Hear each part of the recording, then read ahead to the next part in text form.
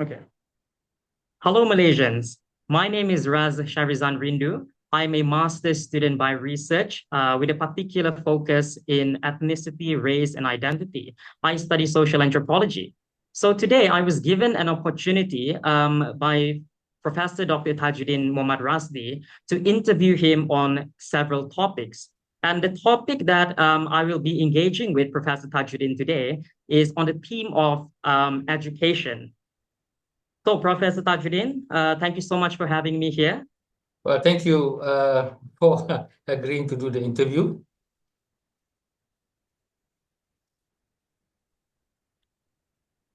Right. I think I should ask you, I would like to begin by asking you perhaps one of the most sensational issue in Malaysian media today, and that concerns a Malaysian Chinese student from Penang, namely Edward Wong. Now, he has achieved a perfect grade point in all subjects, and he was performing extremely well in co-curricular activities as well.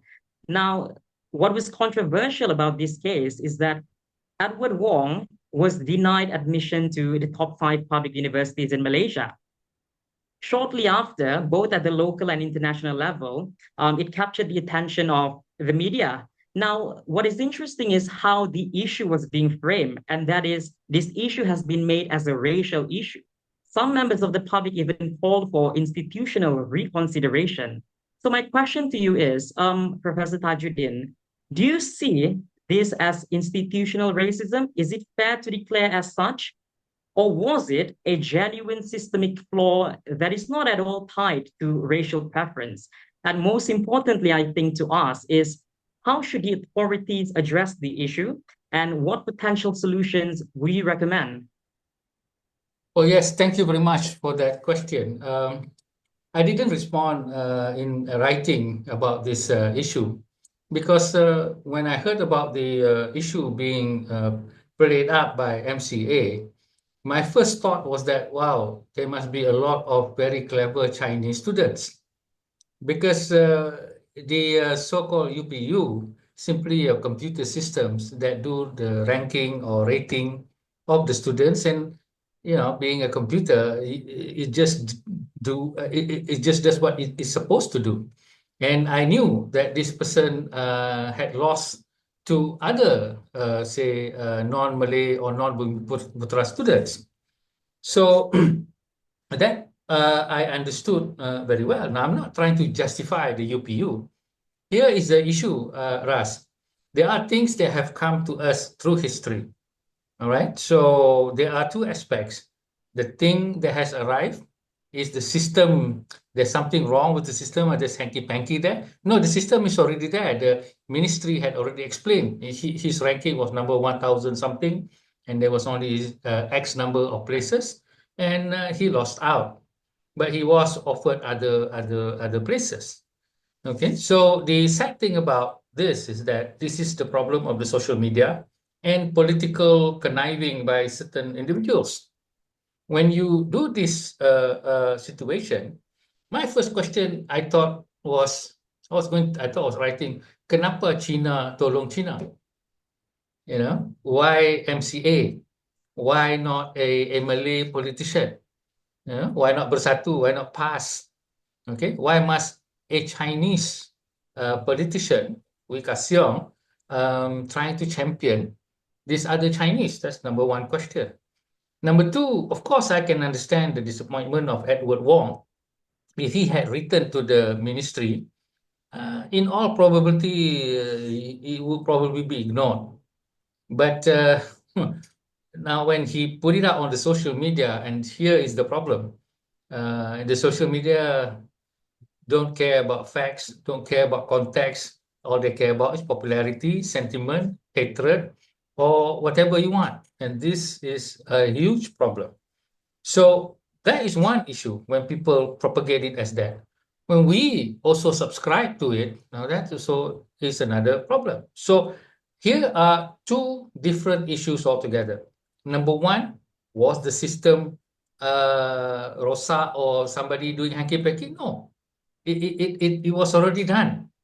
As I said, I'm not trying to justify the system. The second question that you asked is that is this system justifiable? Meaning this quota of this metric, quota of that. Now, neither you nor I can do anything about it, okay? Because this is a political consideration. Now, people are saying that maybe PAS should be the government because they don't like the unity government, for instance, in this quota system. Can you ask Parti Islam Malaysia to change it? They're all up in the Muktamar to change things. Yurima is there, Gerakan is there, MAP is there. Why don't you ask them? Will you change the system? So, Ras, there are things that we can do.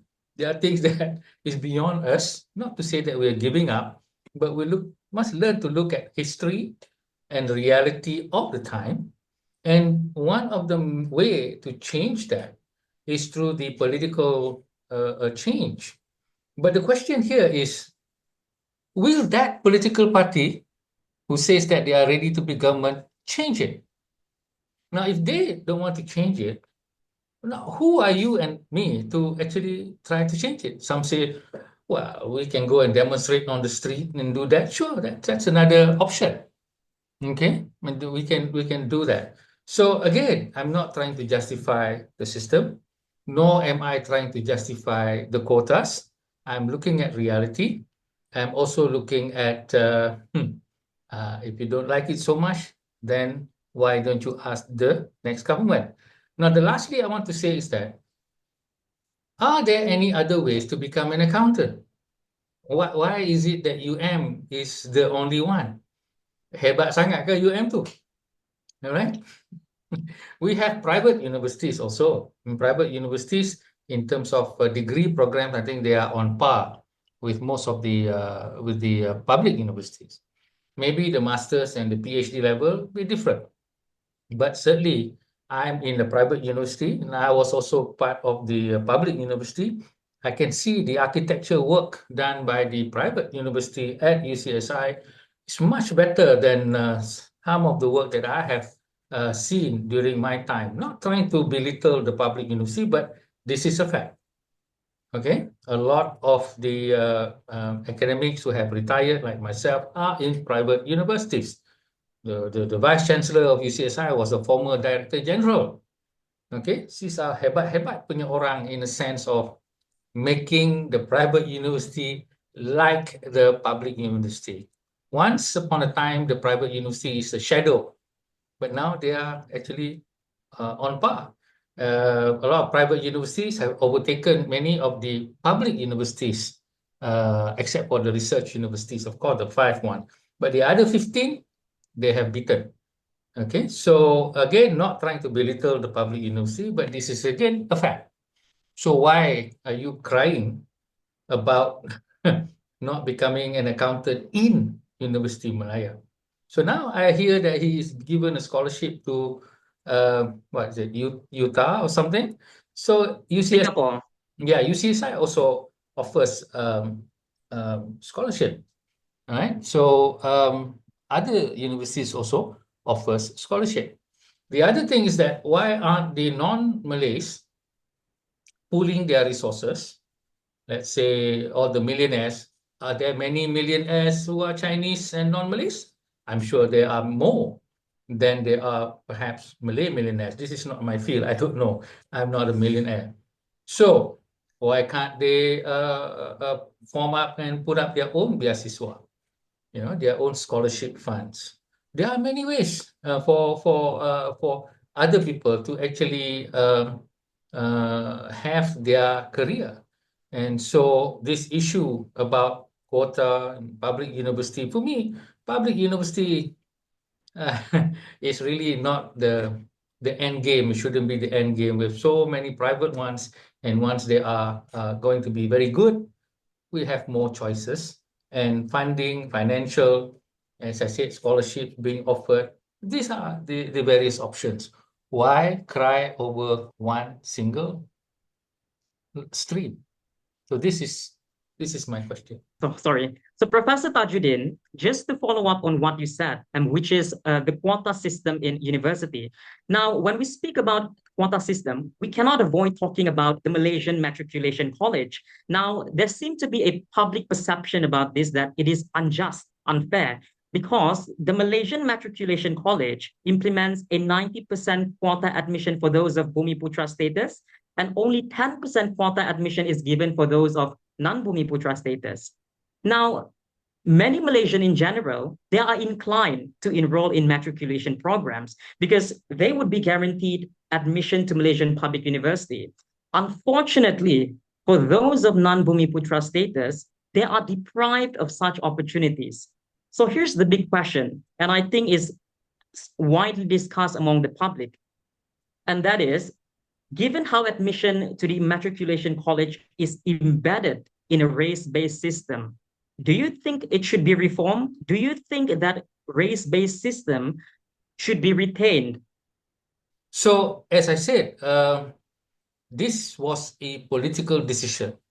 Whether it is fair or not fair, this doesn't exist because those who are in power, which were elected by the people, the proportions of the people elected certain people, and another proportion elected certain people.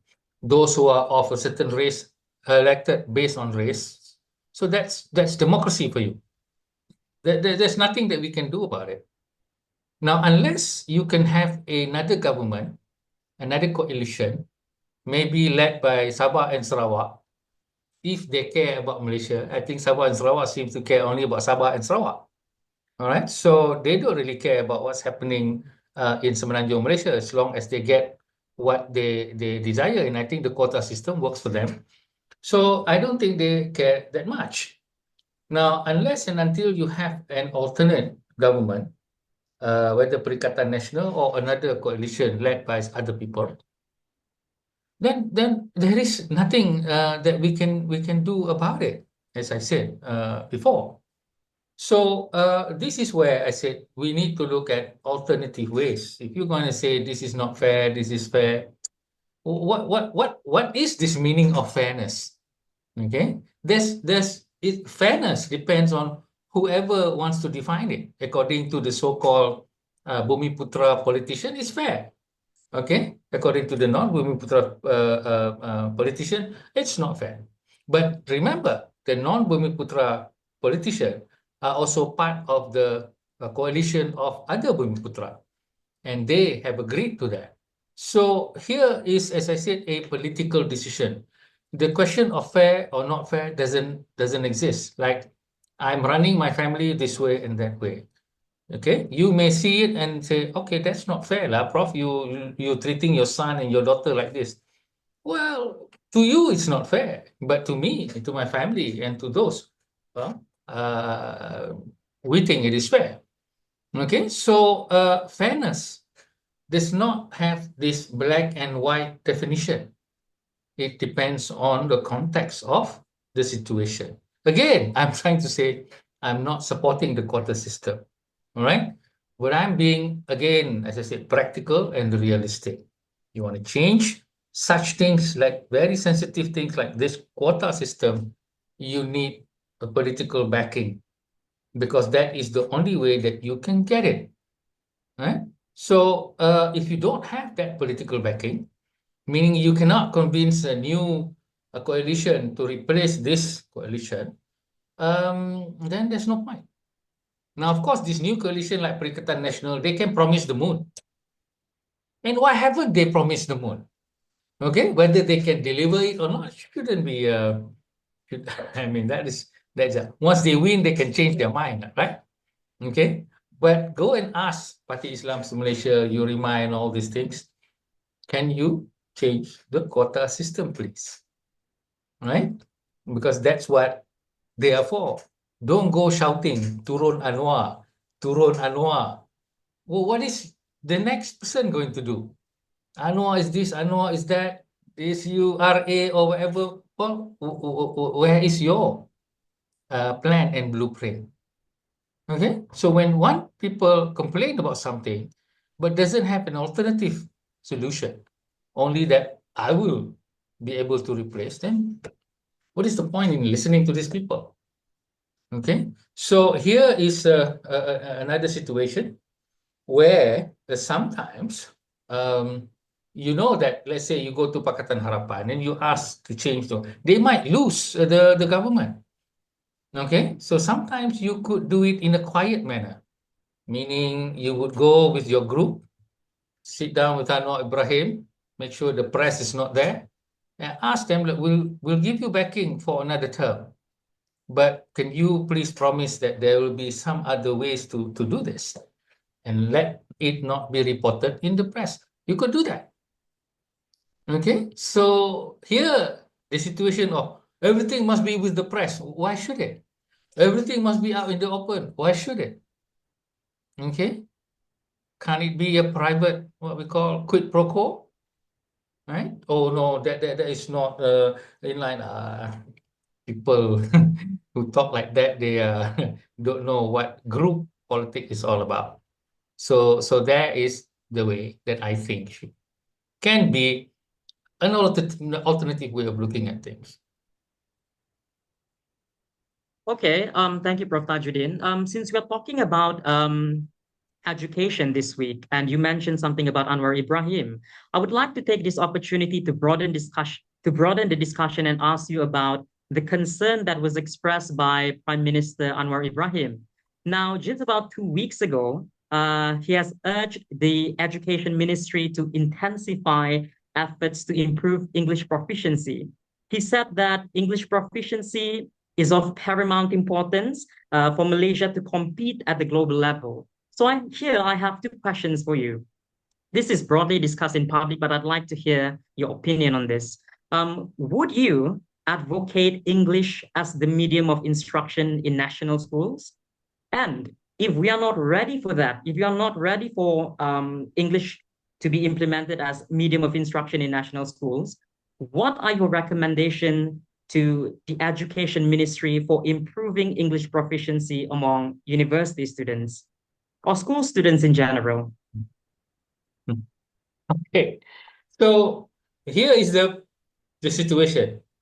Personally speaking, if you want to change everything to English, I'm okay with it. My family is okay with it. My grandchildren is okay with it. They speak better English than they do Malay anyway. All right. But here's the issue, Ras. Again, it's history. Again, it is politics.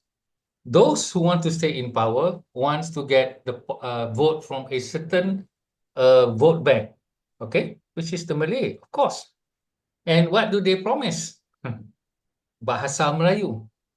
Okay, that is one of the fundamental things that they will they want to attract the voters. But then what becomes the practice nowadays? Bahasa Melayu, and if you want to know, Universiti Kebangsaan Malaysia was set up in order to memertabatkan bahasa Melayu. Dewan Bahasa was set up purely to make bahasa Melayu an intellectual language. So here you're talking about some sort of identity bangsa. For me, I'm a Malay. I have no problem if we instruct in English and we learn Bahasa Melayu as a kind of a cultural tradition. I have no problem with that. But then the decision was made when I became a lecturer. They say that when I became a lecturer in 1987, Encik Tajuddin, I was Encik then, not doctor yet. You have to lecture your theory class in Bahasa Malaysia and also your kerangka or your structure class in Bahasa Malaysia. Okay, so I, of course, had no choice but to agree because the school system was in Bahasa Malaysia. And then when you go into the university, it is in Bahasa Malaysia. Then came two bombshells. Number one, Tun Dr. Mahathir, at the height of Reformasi, when the Malays in droves left UMNO because of the Anwar Ibrahim issue of injustice, changed the mathematics and science to Bahasa Inggeris. Why is it? Well, our children needs to learn English, international, all bullshit. Okay, because Mahathir was also the fighter for Bahasa Malaysia. But then he changed because the non-Malays supported the regime of Tun Dr. Mahathir. So when the non-Malays complained that Malaysia rosak because of the Barisan Nasional, remember, they were the ones who supported that regime. And they were attracted to prop up Barisan Nasional in the middle of the Anwar injustice. Because of that, Mahathir ordered change mathematics and science into English overnight. Do you know what that means? It means overnight. Nobody had to question him because nobody dared to question him. The teachers were in imagine you be speaking Bahasa Malaysia and learning Bahasa Malaysia. Now you have to speak English.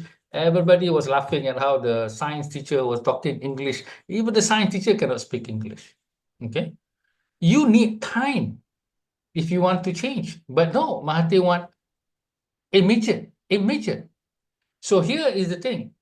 He changed it because of politics, not because of the idea of, internationality and all that. That's number one. Number two, the stupidity of, what's it called? World-class ranking. And the stupidity of universities going for international students, international teaching. Suddenly, I got an order from the top management of University Technology Malaysia. Everything now must be in English. After so many years of me teaching Bahasa Malaysia, I have no problem changing to English.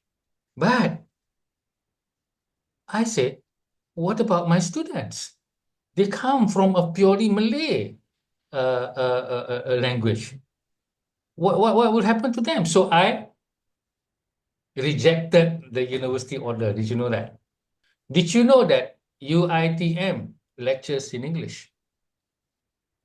UITM, all the subjects are in English. I had examined master student. The English is, not really very good. So why are you asking these people to do in English? In Malay lah, because we want to have the Malay, terminology to be more advanced and civilized. I have published my book half in English and half in Malay. Okay, to honor Bahasa Malaysia. Published by UTM, published by Dewan Bahasa. You can check it. So the question that we want to ask, when you have people memperjuangkan bahasa Melayu in the pendidikan sekolah, but then when they go to the university, bahasa Inggeris is the one being honored. Even journals, the journals, if you want to go up the promotion, are international journals. I say, why should this be? We want to not memertabakan. I'm not a patriot Malay. I think that if Malays understand a lot of terminology, then they will change. You see, that is why it's important to have that. And if you want to know, Ras, the true idea of philosophy, a lot of philosophical terms and things like that, you need to be in the language of your own ancestors. Look at China. They have gone leaps and bounds. Look at Japan. They have gone leaps and bounds. Nothing to do with English, isn't it? Right? Nothing to do with English. Bahasa Ibunda. It could be done. But look at how much translation work done at Dewan Bahasa or Institute Terjemahan Negara. Very minuscule. And look at how they treat writing books. Also haprak. And look at university also treating. If I were to write a Malay book, they wouldn't even, look at it that much. It wouldn't even probably be counted in the ranking because the ranking is so-called quote-unquote international. For me, I said, why the hell are we trying to be so acknowledged internationally? You am number 60 in the world. Who cares? I don't. I want to know, how do you impact our society? That's what I want to know.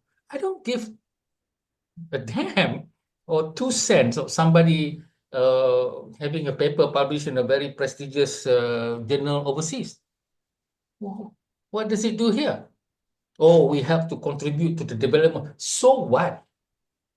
Okay, you're just one small gap in a big gap for others.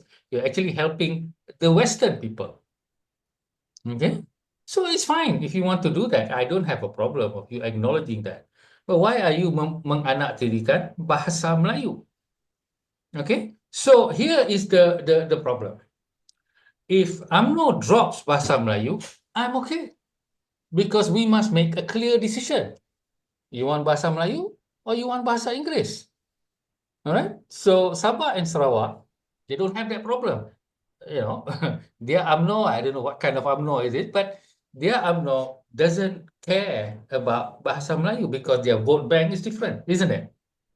All right. So it's not about they're looking for making our people more internationally inclined. Come on lah, who is the one yang really very very good pun?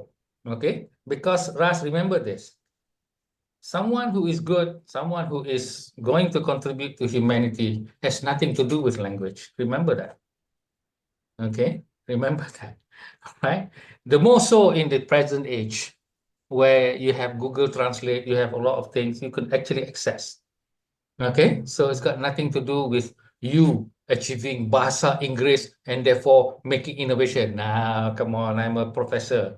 Okay, a simple thing, as I said, in other countries, Korea and all these things, they can hardly speak English at all. All right, so don't bullshit me about English. Okay, I can speak English better in many ways, but I can also speak Bahasa Malaysia the same rate. Okay, so here is the situation. It's not about language, it's about what you teach. Okay, and I have said many times, our school curriculum is totally outdated. I don't see why primary 3, primary 4 students look. Have you ever looked at the science curriculum? It's complete nonsense. Complete nonsense for primary 4, primary 5. What we should be teaching them is about adab, respecting people, reading, writing, and also being able to speak, being able to tell stories, not write letters to, the standard 6, you have to write letters to some pengarah somewhere. Come on lah. What the hell is this? Okay, this is wrong. Okay, so we have more problems with what we teach than this argument about language. But lastly, I would like to say, what is going on when you perjuangkan bahasa Melayu at the school level and they go to a university, unless they go to UKM, it's all in English. What's going on? Okay, tell the universities to speak Malay. But they won't. If I were the Minister of Education or Minister of Higher Education, I will make a rule. You cannot be a professor unless 30% of your papers are in Bahasa Melayu. Go and see all these other professors in science and things, all in English. Okay, so this is not about memertabatkan bahasa. This is about civilization of Melayu must be in tune with the development of the world. And you look at bahasa Indonesia, they have gone leaps and bounds, and they can also do a lot of things. But as I said, at the end of the day, if you want to decide to change to English, by all means, I will give full support. Okay?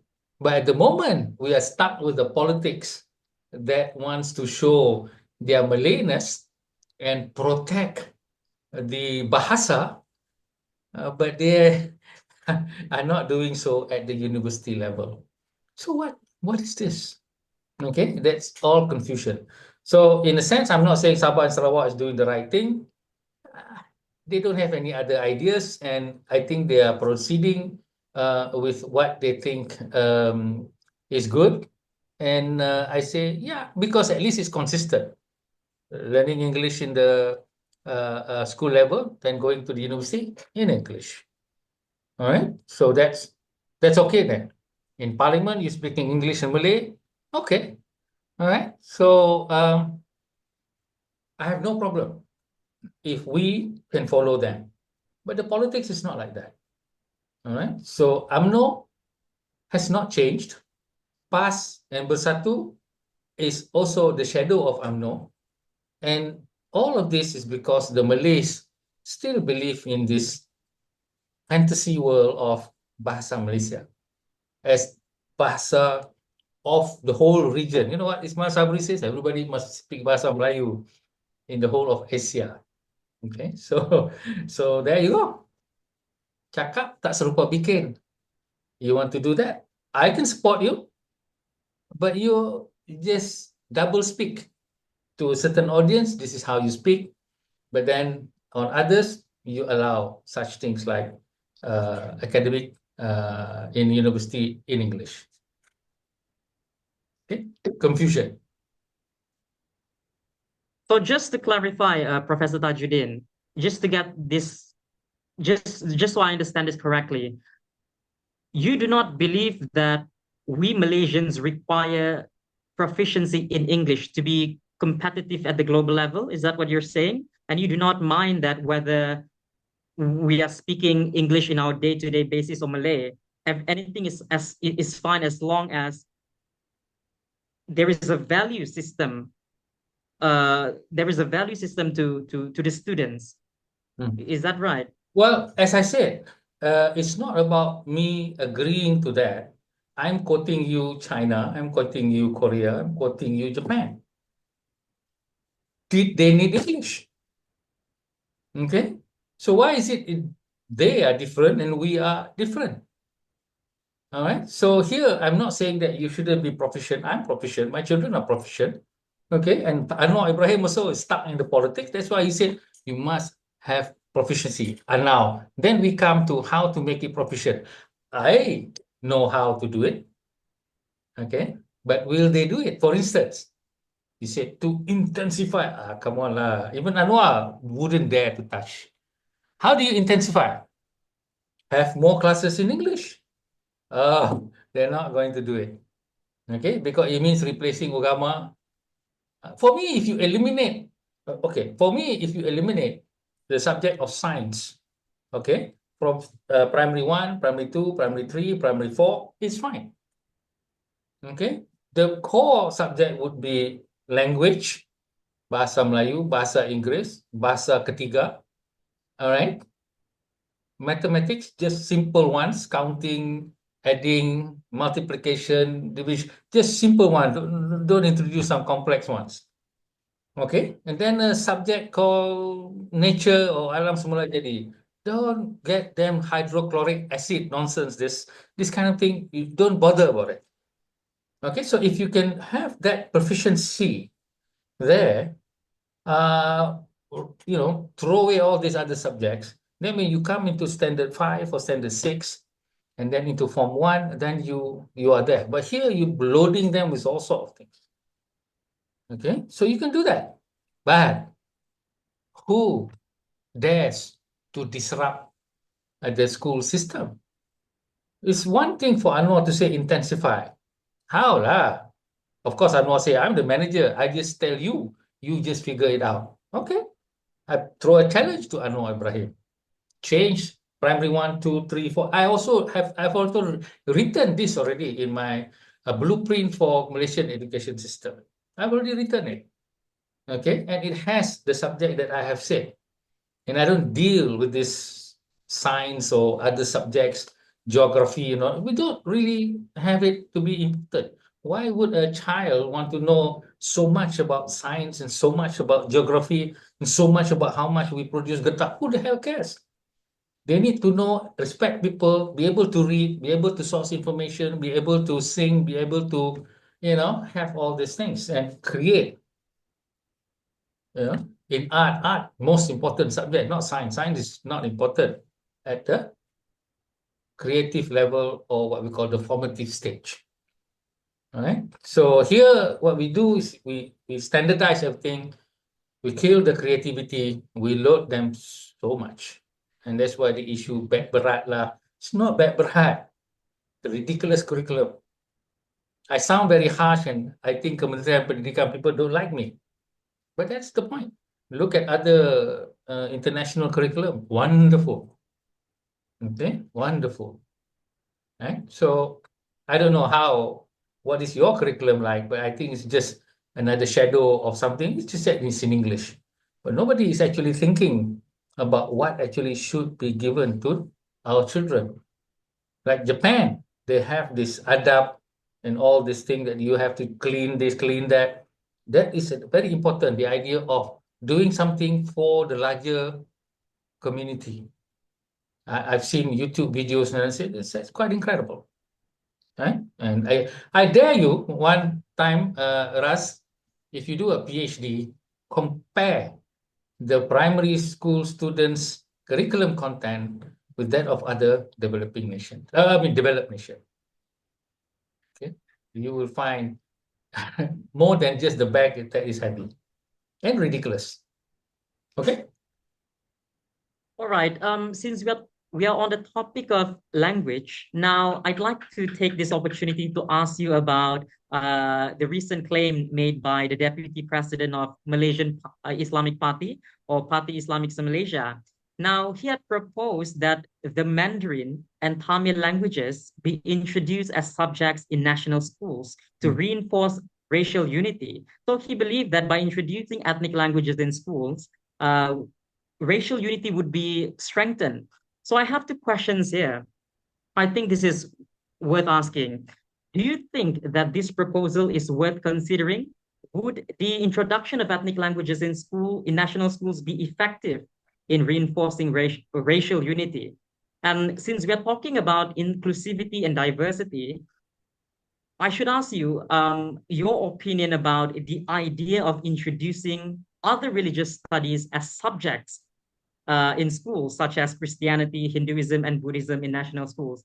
Because I find that something is missing. When you propose that we should introduce ethnic languages, why not introduce other religious subjects as well in the name of inclusivity? So what is your opinion about this, Professor Tajuddin?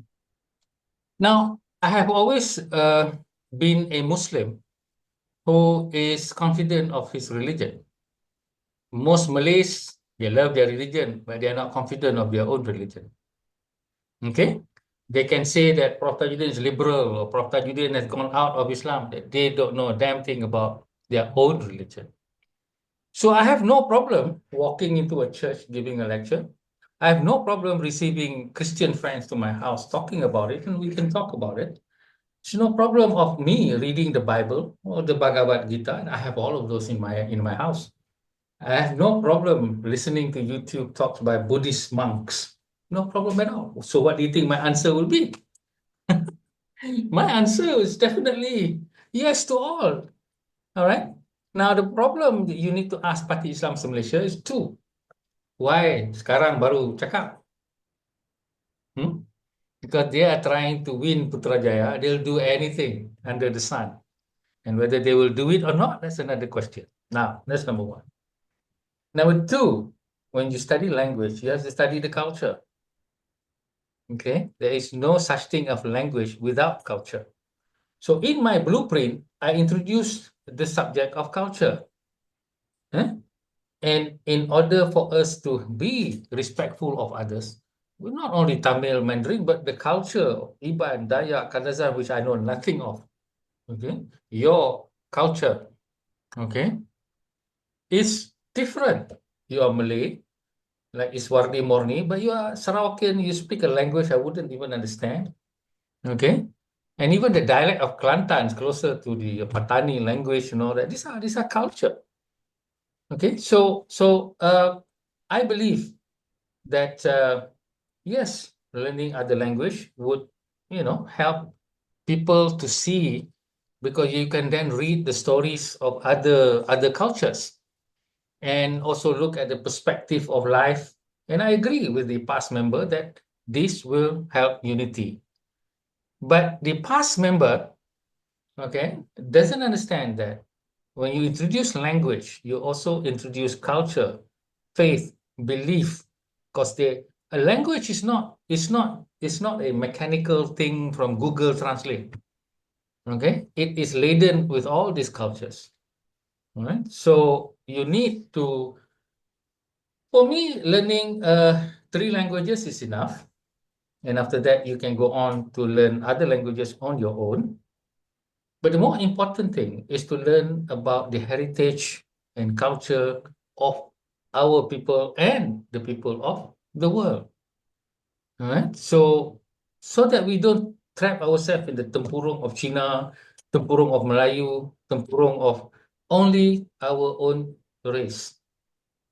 And therefore, I agree that we should have subjects of culture. Now, with regard to religion, I don't see why not. But of course, any political party who tries to do that will not get the votes of the Malays. Because as I said, the Malays are all frightened people that their children will become Buddhist or Christian or Hindus. Okay, so they're always having this fear, right, of that. Okay? So good luck trying to implement that. But my answer, of course, yes.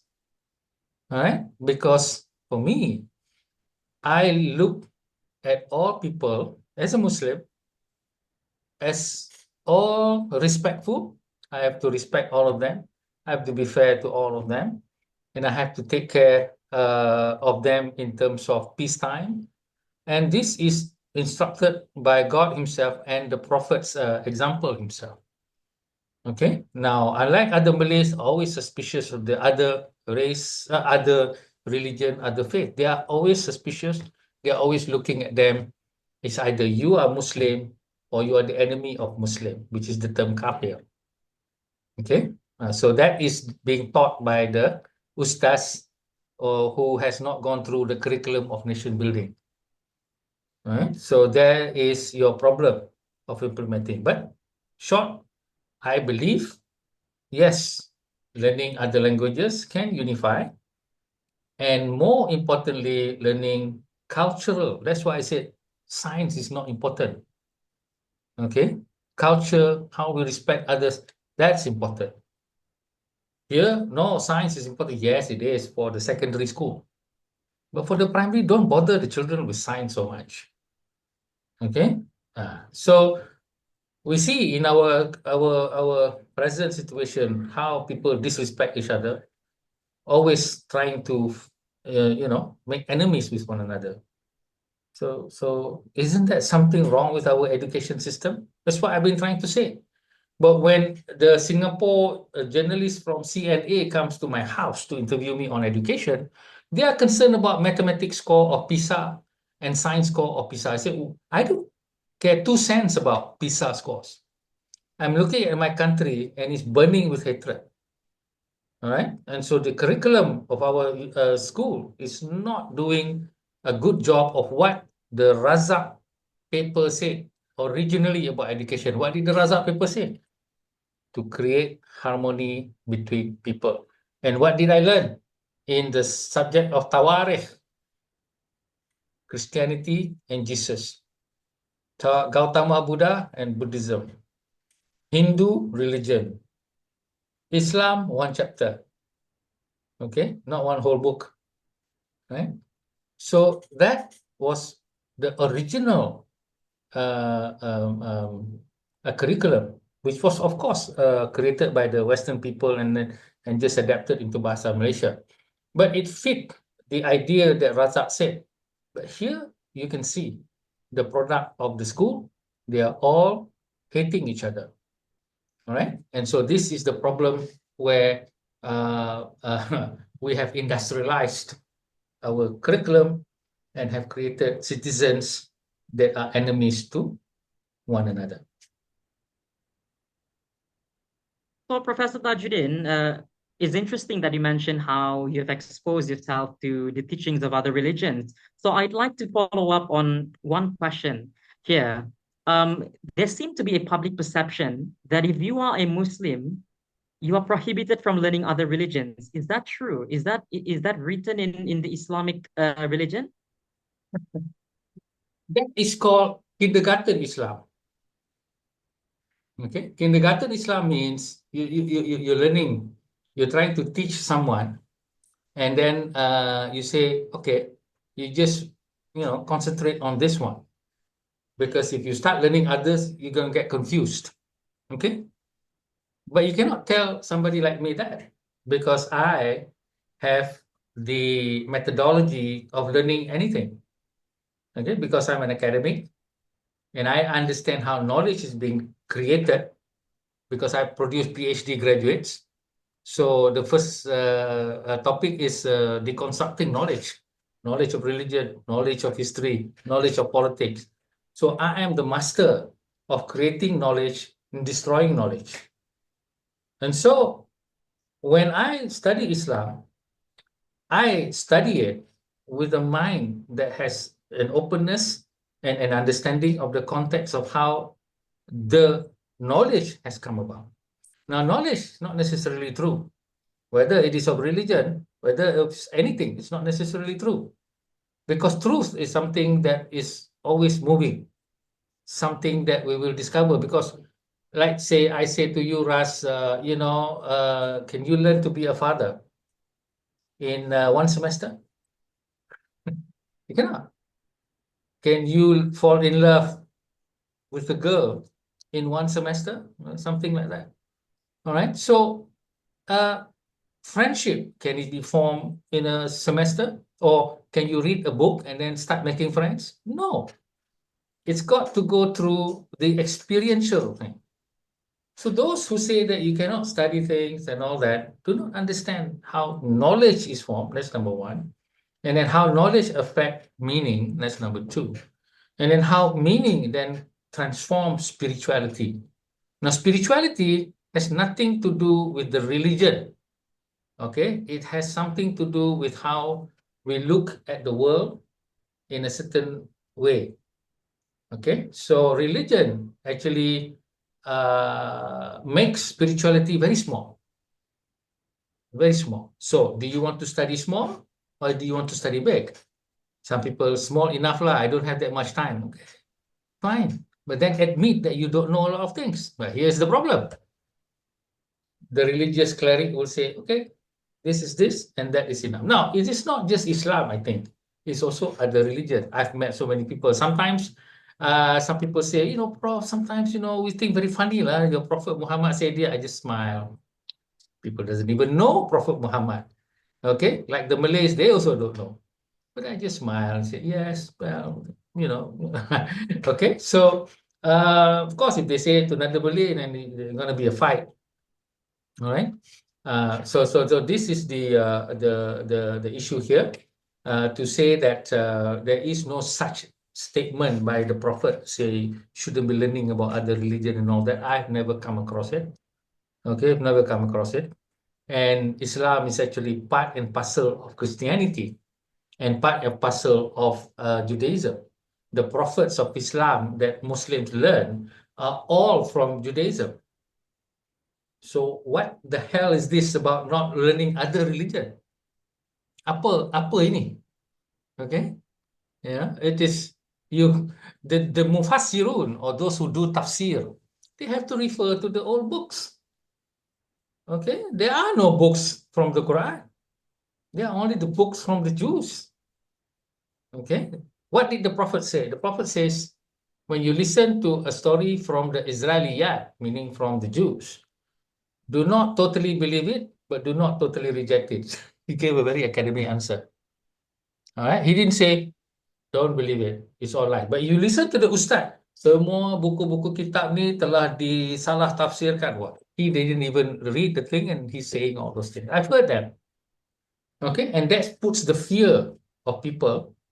Okay, because number one, you must learn religion from an Ustaz. Yes, it's true. Once upon a time, there were no books. There's no YouTube. There's nothing. And it's good to have a guide. But they are just guide. They're not somebody that you should be taksub. Taksub means you believe totally. Like the Parti Islam Malaysia people believe totally in Hadi Awang. Now, I once supported Hadi Awang and he is my inspiration for 30 years. But I no longer believe in him because I have studied Islam and I think a lot of things that he's doing and what he's saying is wrong from the Islamic perspective. And the party that he's holding is also wrong in their version of what is considered racist Islam. Okay.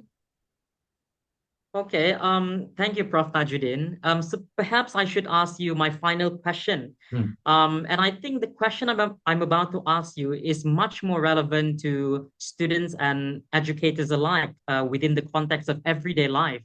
So I would like to ask you about the dependency on artificial intelligence among university students. So just to give you a bit of a background, during my time as an undergraduate student, I discovered numerous individuals who claim to have completed all of their assignments by relying on AI to write essays for them. And it was quite triggering because, they proudly celebrate the culture of cheating and proudly announce them in the public domain. So as a professor, I would like to ask you what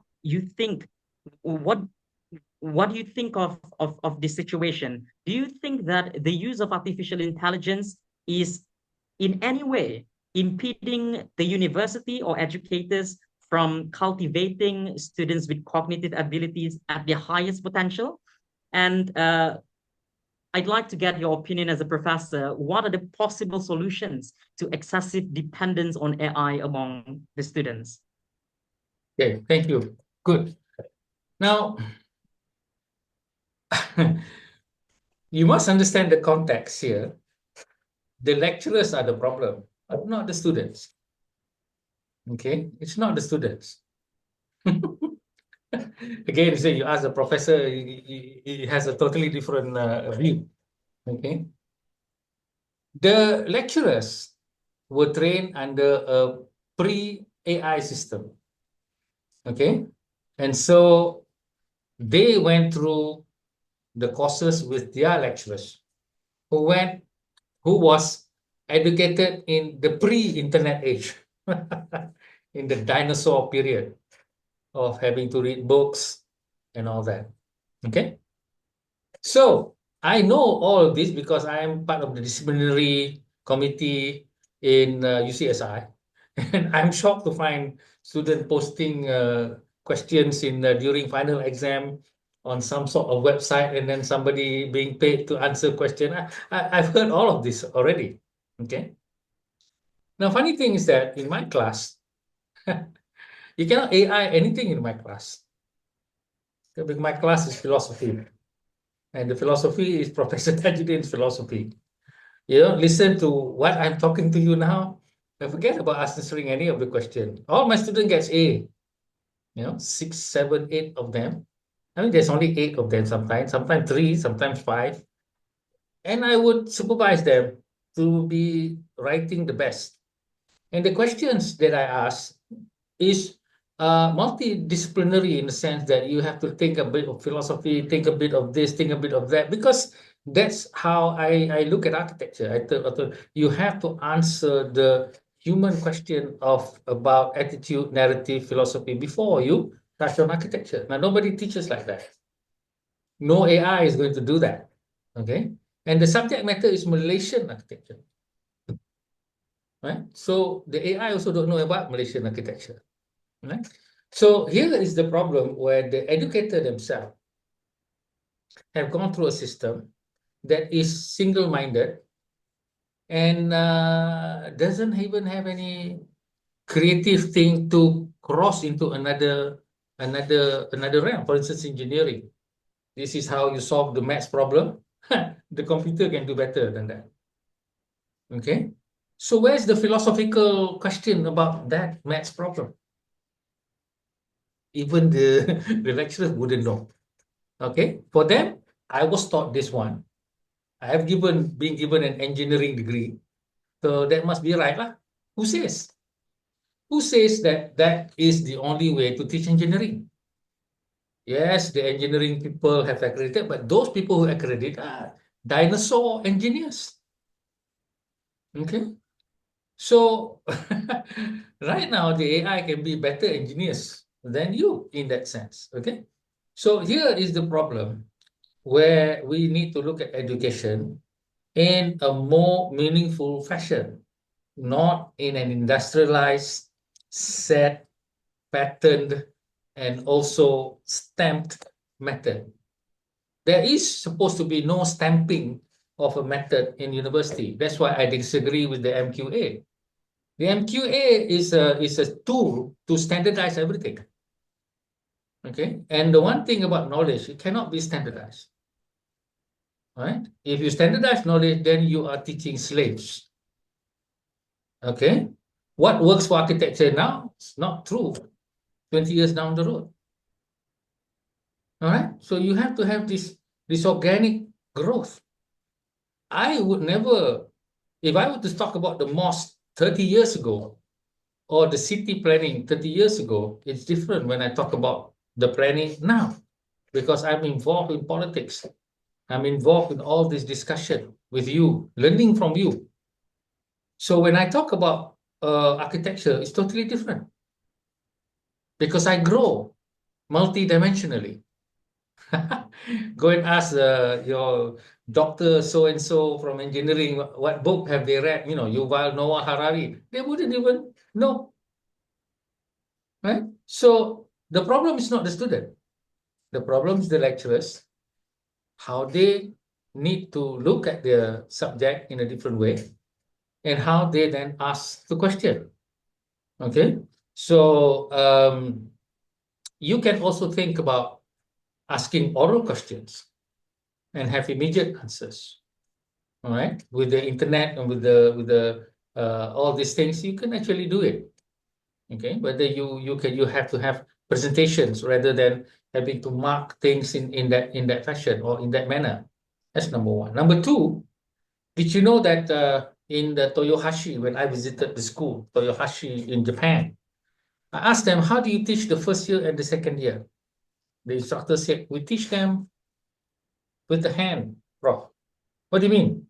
No computers for 2 years. Okay, in many schools, they already know computers. That's why when I talk to the student, I said, look, you know, I think the mosque should be, I think this building should be like this, maybe like that, maybe you can think of that. Why don't you see me tomorrow and bring a sketch? They can't do it. They can't sketch because they depend on the computer. I can sketch an idea very fast to you. Okay, and that's what I was taught. Old school lah. Okay, I don't even know how to do the thing in computer, right? So that's my weakness. Okay, but the point is that the computer has its role, but what we call the mind, eye, and the hand coordination. This is how. Okay, this is there's no two ways about it. Great architects, you read the great architect, they'll build a museum just on the napkin of a restaurant. That's the idea. Okay, fee 3 million ringgit or $3 million. Okay? So that's how things work. Okay, now the AI cannot generate that fast, like the human brain or human mind, which has a soul, intention, and all that. So that's why the key education is art. Okay, because the AI, yeah, they can produce nice drawings, nice illustration like that, but art is something else. It's something about human, the touch of the humanity. What we have in our education at the moment is all industry based, of which the AI can replace any day of the week. Okay, so finally, it's about the lecturers and the academics. They are the one who need to rethink and relook at the meaning of education of the future. What they are doing is simply repeating what they have learned in the past. They have not gone through any innovative thinking. And that's why I'm reluctant to promote a lot of people. But then, you know, this system says if you reach certain number of papers, you get this mark. What am I supposed to do with that? Okay. When I ask all these people, they can't. Prof. Tajudin's question, nobody can answer. Okay, because sometimes the panel will say, Prof, your question susah sangat. Apa susahnya? All I ask is that, how are you going to explain your discipline to a kampong people and have them appreciate it? I can't do it. Look, for me, I've read books by great thinkers, you know. They can not dumb down knowledge. The term dumb down for me is very, very, very disrespectful. They can explain the knowledge to all levels of society. That's what Stephen Hawking did with his convoluted cosmos and all that, and he got the Nobel Prize because the Nobel Committee can read the book that he wrote for people, ordinary people. Ask our professors about science to be read by politicians and ordinary people. They wouldn't be able to walk into the go and walk into the bookstore and see how many of our great scientists, go Google who are the great scientists, go Google what books have they written. See if you can understand their book. You cannot understand their book, they are not supposed to be that great. Okay, yeah. So this is the dilemma that we have. We think we are doing very well in university with all the papers and everything. All I need to do is look at our society. What part of our society has progressed, whether sustainability, race relation, understanding, respecting others, helping the urban poor, helping any poor people, helping people so that they don't go out on the street. What? Where are the books? Where are the YouTube? About where are these? How many professors do you know aside from me, Raz? I can just ask you that question. Okay, not that many, right? Okay, so that's the dilemma. That is my measure, but people don't measure like that. They measure with some metric system that being created by somebody, and in order to get into that game, you have to pay thousands and thousands of ringgit. So stupid, and I don't mind using that word. Stupidity must be used to university. Okay, thank you so much, Professor Tajuddin. That was, to me, a very interesting conversation to be had within less than an hour. I appreciate you having me, inviting me to speak on your channel. So thank you so much, everybody. Thank you so much, Professor Tajuddin. Okay, I thank hope we you, see you Raz, again for for the next team. all right. Thank you, Raz, for taking the time to think of the question. And I have always said to my students, only the thinker have questions. Only those who are educated have questions because they dare to question what has been given to them. If you do not have any question, then you either have not been listening, or you have not been reading, or you have not been reflecting at all. All you have been doing is just absorbing, and at the end of the day, imitating and regurgitate, repeating whatever that was said for your quizzes and tests. That is not learning. So thank you very much for doing this. Thank you.